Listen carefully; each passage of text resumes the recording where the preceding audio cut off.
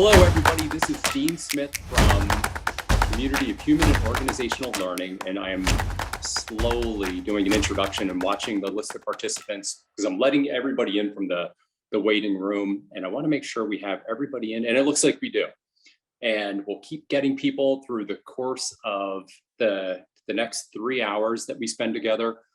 No, I'm kidding. We're not going to spend 3 hours together. Although it would be good fun. So welcome, and thank you for taking the time to join this monthly webinar. And what we're going to do a couple things today. One is we are going to talk about organizational leadership, and the title of the webinar was High Stakes Leadership. And what I originally intended to do was talk about organizational leadership in the context of a crisis and explore some concepts there. But full disclosure, as I thought about it last night and began adapting different slides and everything, I thought to myself, often these monthly webinars, while awesome and full of really good content, they tend to be presentation focused. And I thought I would really like to just explore what it's like to have a dialogue on a topic. And what better topic to talk about than organizational change leadership? So how does that sound to everybody? Does that sound interesting? Give me a thumbs up. Does it sound not so interesting? Thumbs down or neutral? I don't even know what the hand signal is for neutral, but it's maybe something like that. Yeah. So as always, oh, I see okay, lots of thumbs up. Awesome. So, as always, we want to make this as dialogue focused as possible. So feel free to chat into the chat room or unmute yourself and just jump into the conversation. Or join in any way that is going to work for you. And what I'll do is I'm just going to spend a couple of minutes talking about organizational change leadership and culture leadership. And through, look at me, I'm 58, I'm bald. I'm obviously have some experience in this, good, bad, whatever it is, but I'll just share some experiences and thoughts and insights about how you lead people through an organizational shift or a culture change, or just thinking about how you want them to do things differently, or how you're hoping an organization can shift. Those also largely apply to crisis leadership as well.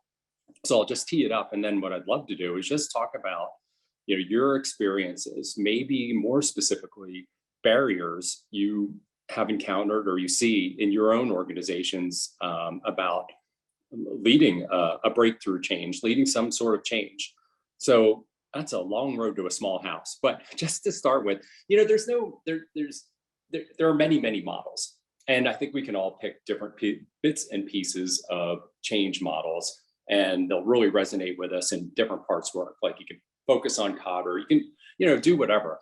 I think, as I think about it and think about my own experiences as a leader and as a follower, the things that always really resonate with me are emotional intelligence, and things like Dr. Kim Cameron from the University of Michigan teaches about with positive leadership, and not positive leadership in terms of being fluffy and flowers, or smell sweeter and colors are brighter, but rather positive leadership in terms of really connecting with people and being genuine and authentic. Because people, with any kind of shift in an organization or a culture, we need to have a vision, right? You need to chart out where you want the organization to go, or a group to go, or or whatever it is. But people don't follow visions, is my thought. People follow people. So having a good connection with people and having that entree and rapport to be able to talk about how they see a change impacting them, their concerns, their thoughts about how they're going to be impacted. We often want to tell people what's in it for them, but ultimately we can't. People need to discover that for themselves. And in discovering it for themselves, they're often way more bought in to any kind of shift in an organization, or any kind of culture change. So that is just a starting point for this discussion on organizational change. And Tanya, you just shared something, so I am going to look in the chat box and see what it is, because I'm doing this on my iPad. So I have to point and click a lot. Sorry for all the finger movement. I'm not telling people to steal second base, but if you want any help with that, Dean, I'll read them out to you as they come in. That's perfect. Tanya had cited a really good perspective on leadership is Lencioni's The Motive. Yep. Simon Sinek has tons of resources on leadership too. Check out his on YouTube. Yeah, thank you. And for those of you just joining, I haven't gotten to even my first slide of the 1,012 slides I want to share today. I'm just kidding. What we're going to do is we're just having a dialogue about organizational leadership and organizational change leadership and helping to shift cultures. And I just gave a little bit of my own insights and thoughts about how to be an effective leader at all times, but particularly during change and during a crisis. And I'd love to hear other thoughts about what works in your organizations. What challenges have you had in helping to lead people through any kind of culture shift? So here we go. This is the interactive part. Feel free to unmute yourself and jump in with a thought or an insight, or I'll just talk for a long time, but nobody wants that. Well, I think that fits, Dean, also with, people don't buy products, they buy people. Yeah. It's the same thing. You can have a really crappy product, but a really good salesman, and that they're buying based on the legitimacy of what they feel that the salesman is. This is related or unrelated. When you look at from my field and why things fail, is that people don't do RC. People think they do RCAs on incidents, but they really do RCAs on consequences. Because if I have an incident and it doesn't have a negative consequence to the business, nobody's going to look at it. And I think that this falls along the lines of the people's perceptions of what their end game is. Is it to say that I stopped the bearing from failing, or is it to say that I don't want any unexpected outages again? But yeah, I think again, a leader would have to have that perspective. I find this, for those who don't know me, my field is in reliability engineering, which is all about proaction, which really bites when you get into an environment that is reactive. So the leadership has to establish the vision about reliability, and I don't want to become better at fixing things and fixing them faster. I want to be better at preventing somebody from getting that good at fixing it. They shouldn't have to go out and refine their craft because they're getting so many opportunities to fix stuff. A progressive organization, a leader with a good vision is going to say, well, why is he getting so much practice? Yeah, love all those thoughts. Well, go ahead, Ron. I think we get so, and the safety suffers from the same thing as reliability. It's a misuse of adjectives. We focus more on adding that adjective than we do on the process that gets us there. Sure. Yeah, it's an interesting point, and there are a few things that I just pull out of the conversation over the last couple of minutes. One is, Bob, you touched on it first, and I'll paraphrase, but ultimately it's all about people, right? Like connecting with people and helping people be the best they can be safe. Everything about it's all about people. And I've got a story. I'll come back to my story. The other thing I love that, just came through in the conversation with what you said, Bob, and with what you said, Ron, is, how do you ultimately make something valuable in terms of how it impacts people and keeps them safe and, everything about that.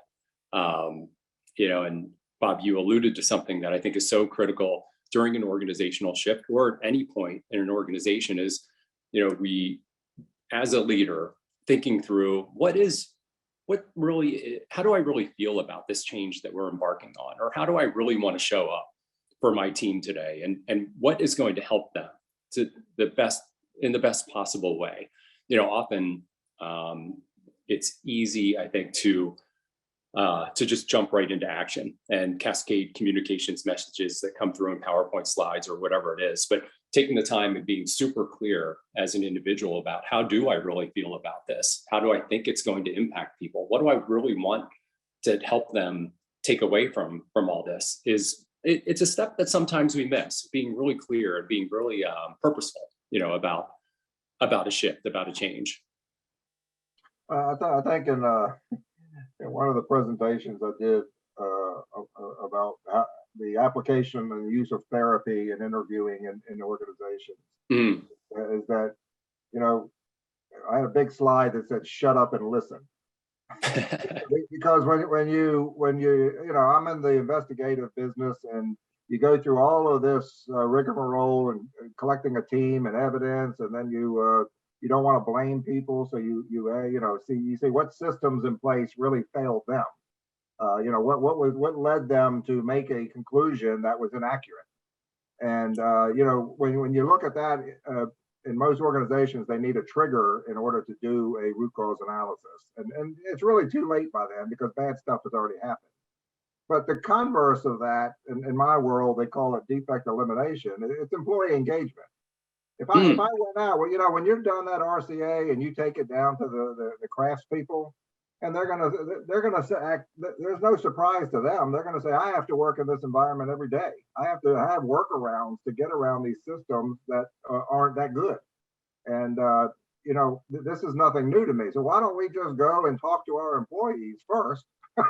And they know where everything that's preventing them from doing the job properly, they already know it. But we don't tend to take any legitimacy to what they say. So they say it enough to where nothing happens, that they quit saying it, and then it's underreported. And just like with safety, is when it goes underreported, everybody at the top thinks, well, that's great, we're not having any bad things coming up. Well, Right. That's a false sense of security, and that, like me and Ron talk about, that's the illusion of safety. It's not safety. And that when we have those failures, that challenges that illusion. And that kind of conveys a message that leadership did something wrong. And so and then you have, in my world in safety, the irony is those occasions when we need to learn the most, those really extreme, severe incidents that cause a lot of injuries or could have, those are the ones that we get shut down by legal, because we go from protecting the parts of the entity to protecting the entity. And right. So there's that kind of internal conflict. When you were talking, Bob, about therapy and therapeutic scenarios, change is kind of like getting sick and having to recover. And we all recover at different stages, and some people maybe need a little more, quote, therapy to get recovered and back on track. And I was in one organization that changed constantly. Every year was the annual reorg. And, after a while, the guys on the front line are like, oh, we'll just ride it out till they get it right. And that there was no sense of urgency, no need, what does this mean to me? How does this affect us? Where are we going? And there's, to me, if you tell me you're going to be transparent, I'll leave the room, because I know what I'm not going to get. And transparency has become the universal term for, I'm going to be opaque now. I don't really want to, I'm going to give you a little nugget to make you feel good, but we're not really telling you what's going on, because that might protect you or somehow. Now we see, in terms of people interactions, we have thousands of people being laid off by email.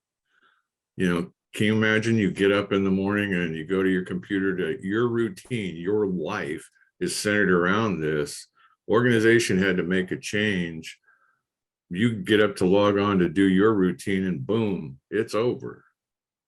And so all the people that are left in the organization are like, when's the blue tarp coming down in my cube? Or when's my pink slip coming? So a lot of times and I see it in regulation with safety, is those social structures we put in place, HR laws, the legal perspective, there's all this internal conflict and tension of parts working against each other. And that's when the leaders of those different parts really need to get together and sort out, how do we collectively, and I think, a lot of times leaders, particularly high-level leaders, really need to check their egos at the door, because it's not about them, it's about the enterprise underneath them. Right.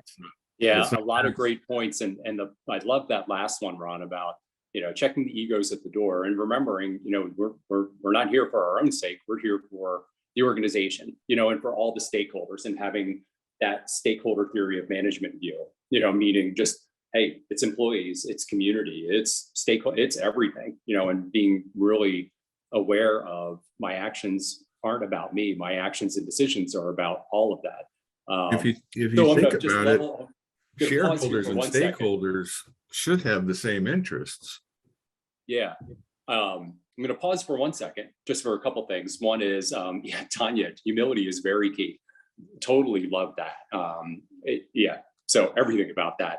For those of you who have joined in the last few minutes, we're doing something a little bit different today. We're not presenting with PowerPoint slides. We're just having a dialogue on organizational change, organizational culture, leadership, that kind of thing, and how we as leaders, how people in an organization can really effectively navigate a shift, a culture shift, and organizational change most effectively. And I'm going to go back to the chat box real quick.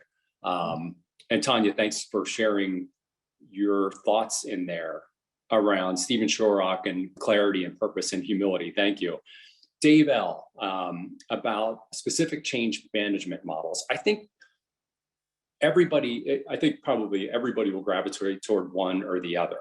Not one or the other, some sort of model. I think my personal perspective, having coached in this space and taught on it and everything, is they're all good. So think about what really works for you as a leader or for your organization, in terms of how it behaves and its own culture, and leverage that. And I will, I'll say there are great parts of all of them. And being really effective at a culture change or an organizational change really comes down to how you as a leader, how leaders in an organization really are humble, are sincere, are genuine. And, Ron, to the point of, hey, transparency is just another word. You got to live it every day. So being transparent is good news, bad news, whatever. It's good or bad or just labels. It's just news. It's just talking and having that real meaningful connection with people. So when you're faced with, making a shift for better or worse, people trust each other. People trust leaders, and they want to follow leaders wherever the vision is going to take them. So that's a lot of blah, blah, blah again, but just going to pause there. Thoughts? I have a thought. Share it, please. Sure. So I read a great doctoral thesis about leaders struggling to create change because they're still in a linear model and they're not thinking in a complexity theory. So they're saying, well, I'm just going to do this and it's going to flow down in this way, and not really looking at all the interacting parts. But my piece is always, one, if I'm asking somebody to change, let's tell them why, right? And because if you're going to make a change, please do it in alignment with how people work or complex systems work. But we make changes like, well, people don't work that way. And I think there's just work to be done in both departments, so including people. It's so basic, but yet why does it not happen? Have we as leaders? I really do think the problem is how leaders view the perspectives of others. Yeah, I think that's a great point. And it circles back. I'm going to bring back something you commented on earlier, Ron, because I think it ties into what Lauren said, is we all process change at different paces. So Lauren, I love your point about help people understand why and how. But, back to Ron's point about we need to recognize that everybody processes change at different rates, and we need different support. We need sometimes to be that soak time, so I can think about what is the impact to me, and am I aligned to it, and is this the right spot for me, or what questions do I have, and make it really safe for people to be able to ask those questions. So yeah, love that, Lauren. Thank you. I think back in the old days,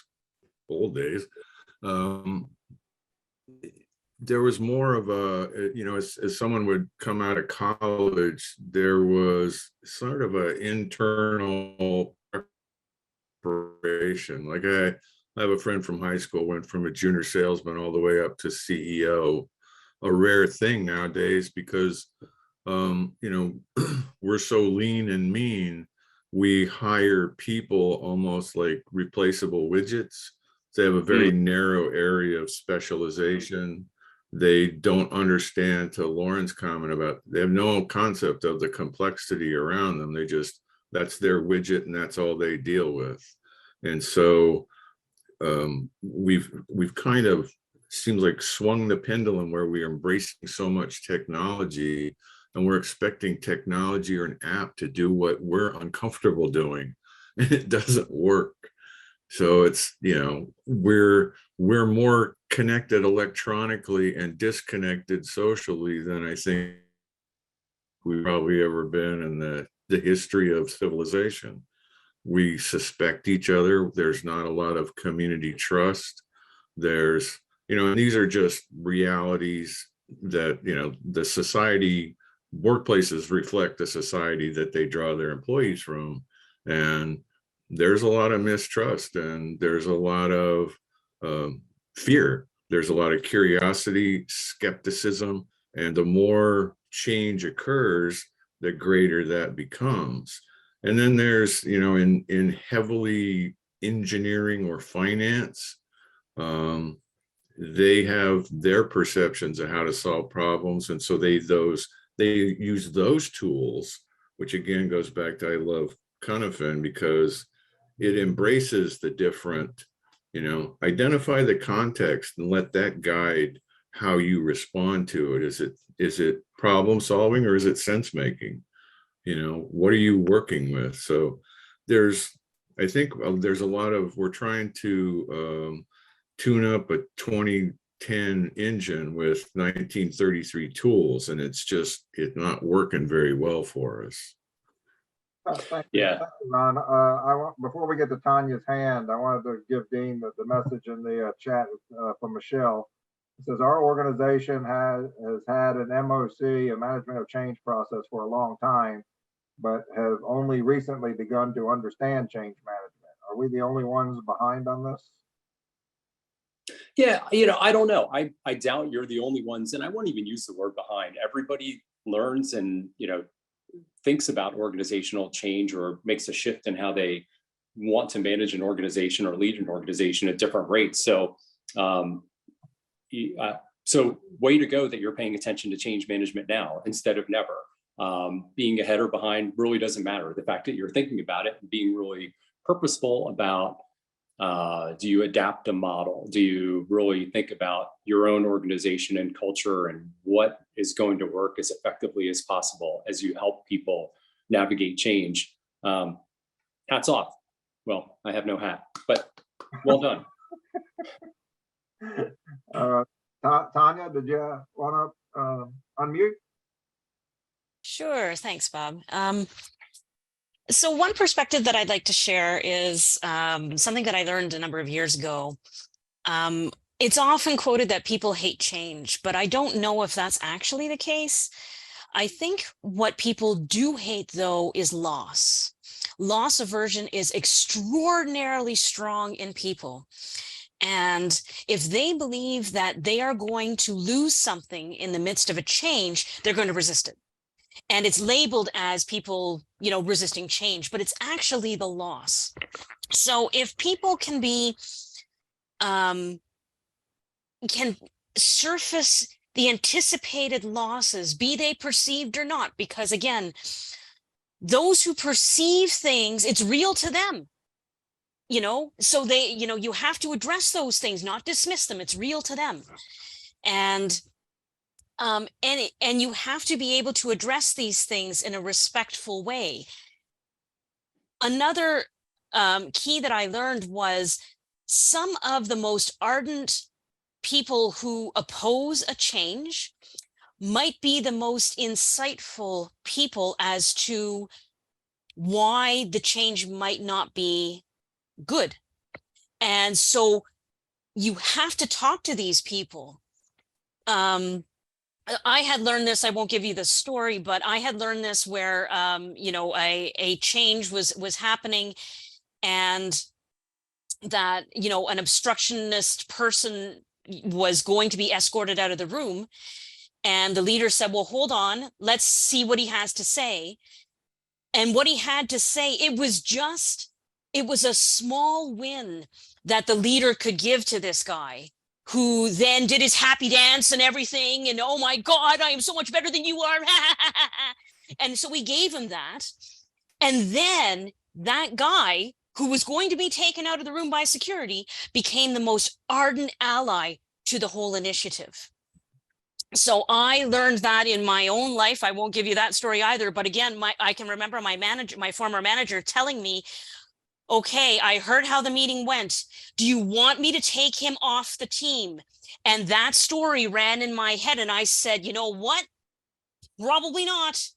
I had to do a whole lot of homework in order to address the needs of that person. But then that guy became more aligned than anybody else on the team, who, you know, nobody else was complaining about. So, you know, the people who obstruct your change might be your best allies if you can satisfy their needs early. I love all of that. So thank you. And I love the whole, I'll just paraphrase as skeptic. You know, you bring that kind of, and you know, with the interest of embracing diversity and all different perspectives, that's an awesome one to bring in, you know, to help you spot those gaps that you're just not aware of. And, you know, Bob, other folks that are, you know, Bob, I'm pointing at you on my Hollywood squares. You know, think about like root cause analysis teams, like, or, you know, that kind of thing. You probably want those skeptics, people that are going to voice, you know, things that may be difficult to hear, or that we, you know, whatever. And Tanya, I love that thought about loss, you know, or how you phrase that. And I totally agree. And being really, so I, you know, really clear, and Ron, sorry, I'm going to say transparent, but just, you know, really acknowledging it and saying, look, this is the part that will suck. And there's no two ways about it. It's going to suck. You know, here are the advantages, but just, this is what's going to be different, and it might feel bad, you know, and then it's not blindside, you know. Yeah, you're right. Maybe people love change or don't love change, you know, or are averse to loss, which I agree with. It's easier to know you're going to lose it than to be just blindsided by it.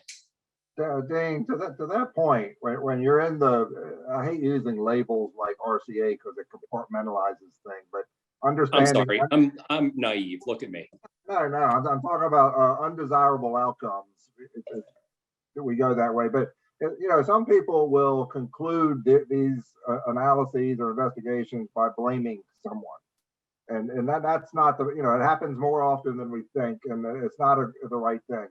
The progressive organizations would go down and find out why that person felt it was the right decision at that time, and usually that identifies management systems that really didn't provide the people enough information to make a decision. But the point I want to make with that is I feel a lot at the executive level with these. And if you're in the RCA business, you're not in the business of delivering good news to people. When you go out and find out, it's easier to say I blame somebody, right? And then we go through the discipline process. But when you get down into understanding why management systems are deficient, then you're taking it to the people who will take that personally. And you know, and I tell people, you know, part of being able to progress is going to look in the mirror and say, I'm part of the problem. So a lot of the times when you get down into these systems things, you know, management will get upset. I mean, I've seen them visually upset. And when you have the calm down after action review, they say, intellectually, I know that they were right. Emotionally, I just couldn't accept it. And I think that happens a lot, is that we let the emotion come in afterwards, but you know, the facts are the facts when you're in this type of business. But you know, when these things happen and you're in charge of the credibility of systems, then suck it up. Admit you were part of the problem, and say that collectively, in order to move forward, we have to work together to fix it. Okay, I'm just like you. Stuff happens. You know, I don't get stuff right. I admit it. Let's move on. I don't see enough of that. I see enough. I see people divert and deflect and blame somebody else, and then the roots of that problem continue to remain because we covered it up. That takes a Yeah. courageous leader Mhm. to be willing to, you know, at one level, competition is very destructive. You know, it's a zero-sum game. Somebody wins, somebody loses. And in the workplace, that internal competition becomes destructive. And so, you know, trying to make sure that everyone understands, you know, you're all brilliant people, but guess what? We don't have all the information we need to be successful. So we're going to make mistakes, and we're going to have oversights, and we can improve those. You know, it's like the old measure twice, cut once. Have somebody else bounce ideas off each other. We don't have to work in silos. There's so many things and so many tools that we can use if people just become aware of them, I think. But it creates this challenge for everybody in this space is, you know, the rate of change is occurring so rapidly. It's kind of getting beyond the human capacity to keep up with it. So we're slowly getting into this emotional turmoil that keeps, you know, everyone on edge. I think, you know, anxiety has become almost a national disease. It's epidemic proportions because there's so much unknown out there for people that when our delusions are shattered, it's frightening, you know, and it's terrifying. If, you know, if a system I was in control of failed, and particularly if someone was hurt, my God, that can't be my fault because I'm not that uncaring person. They must have done something wrong, which goes to our fundamental attribution issues. You know, it's there's a lot of complexity just in what, you know, looking at what happened, not, you know, to say nothing of looking ahead. I want to circle back on two things there, or maybe three. I'm not sure. Maybe it's five. I'm not sure, but at least a couple of things. So, you know, the conversation we've had over the last 45 seconds or so, what's the relationship of being effective as a leader in those contexts, and humility?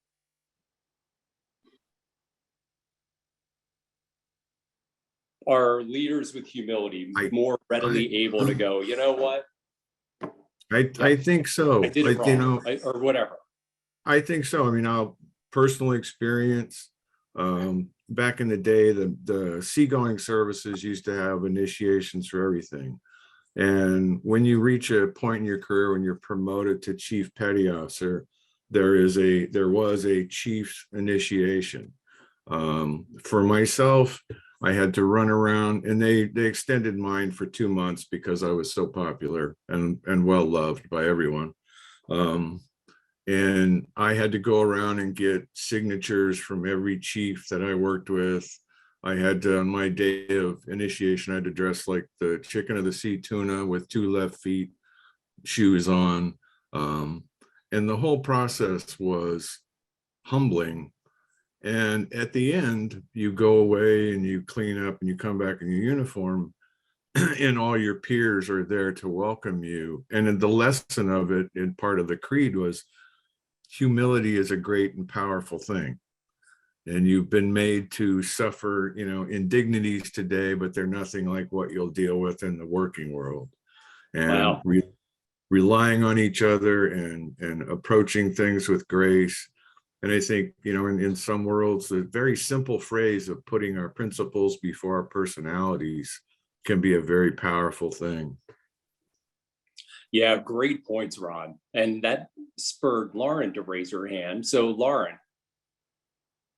Yes, the way I'm framing this and talking to people about, you know, where do we need to head? What I've come to the conclusion on humility and learning and complexity is that we've been working from this idea that power, because we all want power, right? What's the ability to do something? So, but the mismatch is we're not understanding that in complexity, power comes from your ability to learn.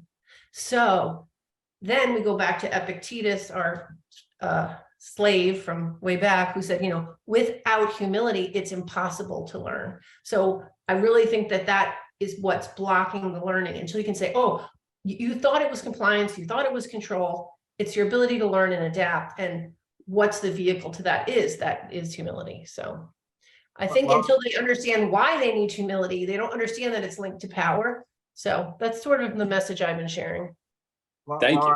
I want to address that because we both play in the healthcare sandbox, but you'd be more familiar with any studies on the subject of humility. A medical error has occurred in a hospital. There's a debate that's been going on as to whether we just suck it up and say we're sorry, take the legal consequences, as opposed to circle the wagons with the evidence, close the family off, and then go ahead and you have a legal battle. Is there any evidence that says the progressives that say we're going to admit that we did something wrong and just pay? Does that reduce the number of claims? Does that increase their business overall? You know what's interesting? I think they were doing that. That's the Candor project. They were doing that in Minnesota, and I think it slipped away because it's not just money. It's it's my esteem and my reputation. But when I just heard from MedStar, they were speaking down in St. Petersburg, and they are doing that. They're doing that, and most patients will say it's bad enough you harm my family member, but the pain of you denying it is actually like so compounding. Interesting. So, yeah. And I've done a lot with those families and dealing with unexpected child deaths and things like that. And a lot of the families just want to be acknowledged that you're sorry. I mean, Yes, they'll drop lawsuits and on the more frivolous ones, but they just want the hospital to admit that they were wrong and that they're sorry. yeah, and that it's not going to happen to someone else. That's like actually 90-something% of the cases. They're like, I have to know they're not going to repeat this on the next person as well. They're sorry. Yeah. So, and I think that all comes back to it's all about people, right? You make that connection, and express that humility, that sorrow, that, hey, culpable, it was me. I'm going to come back to Ron. You touched on something that I'd like to just explore a little bit. That much. And because I have no idea whether it's true or not, but I'm very intrigued, and I'd like everybody's perspectives on this, about the amount of change that the world is facing, every person faces, that we're all going through. Is it greater now or the same as it's been in the past? And is our ability to deal with it greater because of that volume, or is it reduced because we're numb to it? That's not a leading question. It's just love perspectives on that from everybody. I think that the amount of change is probably fairly consistent. I do think technology has ratcheted up a speed factor where, what was MySpace is now, we're moving into Meta. So there's this, the stationary, again, the status quo is an illusion. It's the irony of change is that it's the one constant we have in life.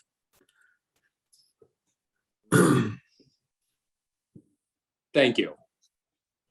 Any other thoughts on that?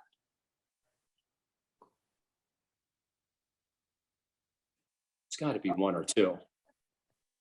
I often wonder that just because of the technologies, because you hear of whether it's murders or weather or whatever on the news, and you go through your mind and say, has it always been this bad, or has technology just made us more aware of it because of the way communication systems are to get something out so fast?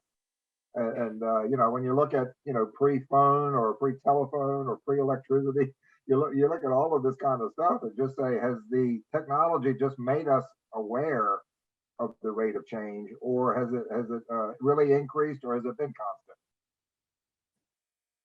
Yeah, interesting. Other thoughts?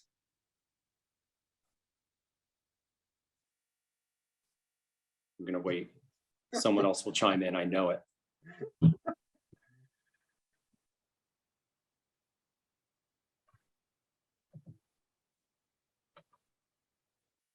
Well, maybe not. Okay, we're 42 minutes into this dialogue. I would love some perspectives on something. So I'll ask you very specifically. Yeah, this has been different. What we've done is, rather than present something on a specific methodology or thought or body of knowledge or whatever, we've sort of had a dialogue, and shared insights. So please be super candid in the chat box if you would, or you could send me an email or whatever it is. Have you found this interesting and helpful, both in terms of how, we held this kind of roundtable discussion that shares some insights, or not? Because we're sort of experimenting a little bit to see if, this kind of engagement versus presentation is effective for people. So I'd love some insights and thoughts, and feel free to chat them in the chat box publicly or just privately to me. I will wrap up with a few things. One is, first off, outstanding questions. We've covered a lot of territory, we've been kind of all over the map in terms of how people navigate change. You touched a little bit on organizational change models, but we had some very clear themes on it's about people, humility, and being genuine and compassionate, helping people through a change, acknowledging the good and bad parts of it, and being really, really direct about that, and being very purposeful and deliberate as leaders as you think about where do we want to help people go and how are we going to help them get there. So those are my thoughts. What kind of questions does anybody have specifically about organizational change or change leadership? Dane, I just wanted to add to what you said, that as board members for the community, the issue of whether panels are desired or not at the conferences. I'd also like to know if if you have panels as a general session or as a breakout, do people like those things, or do they not like these things? So I'll float that out there in addition to yours. Yeah, great question. So I'm pausing to see if there are any other outstanding questions, and it doesn't seem like there are, giving people a chance to chat into the chat box. And as you might be able to sense, I'm slowly wrapping things up.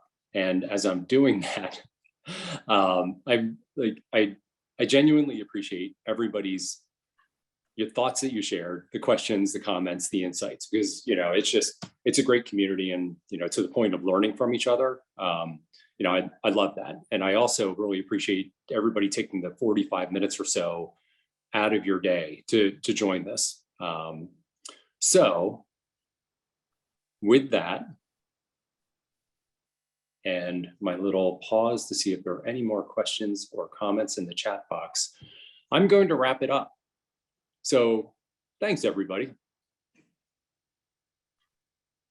Thank you, Dean.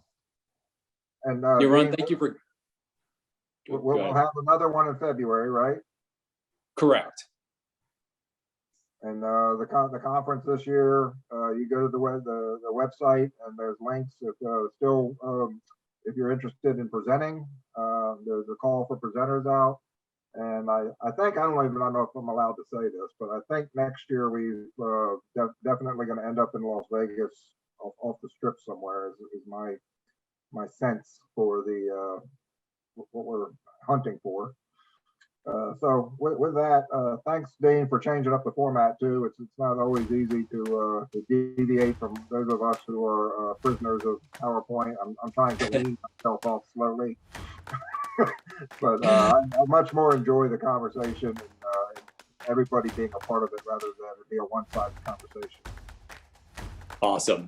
All right, everybody, thanks, and have a great rest of your day.